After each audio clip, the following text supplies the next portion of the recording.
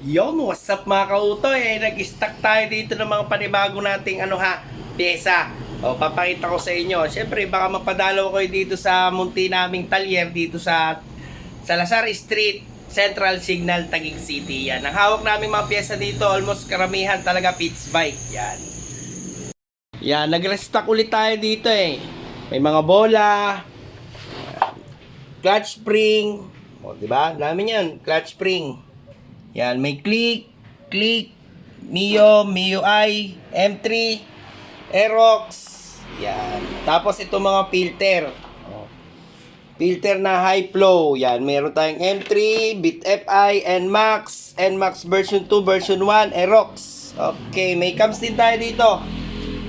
Ano to? Cams ng Mio Sporty 6.0. Walang lagitik masyado, walang hinga yan. At yung mga center spring natin. Ball race, lining ng underball, lining NMAX, XRM, Wave 100, Wave 125, Raider, at meron din tayong mga pulley set. Yan, pulley ng NMAX, Aerox, Mio Sporty, Click, BitFi, at lining. Okay, valve seal. Ito, meron tayo dito mga black. Mga naghahanap dyan ng black, Mio E-Sporty, 59mm. Steel bore lang, steel bore. Yan, meron tayo ng mga dito, pati mga belt. Meron tayo dyan. Kaya kung may mga hinahanap kayo, baka meron ako. So, maibigay ko agad. Hindi na kayo lalayo. Sa mga tropa ko dyan dito sa dito sa Taguig. Yan. Unti-unti na tayong magbubukas ulit. Medyo nakapaglinis-linis na, pero madumi pa rin. May laman pa naman yung stante natin eh. Located lang kami dito sa malapit kami sa Church in Taguig.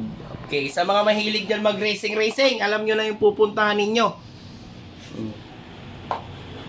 Dadagdagan pa natin yan kasi nung nakaraan medyo maliit lang yung service natin, so hindi kasya.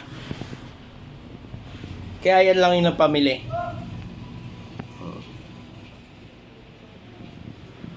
Maganda tong mga ball race na to kaya laging kinukuha yung mabilis sa akin maubos yung mga ganito. Ang ganda niya. Hindi siya hindi matigas. Maganda, parang stock talaga ng ng Yamaha o Honda, parang ganun. Ganun yung performance niya, maganda. Hindi siya yung iba kasi 'di ba, alog agad or matigas ikot. Ito hindi. Magandang klase. Yan Aleyas Motor Shop po. Meron din po kaming page. Message nyo na lang kami doon para ma-replyan ko kayo.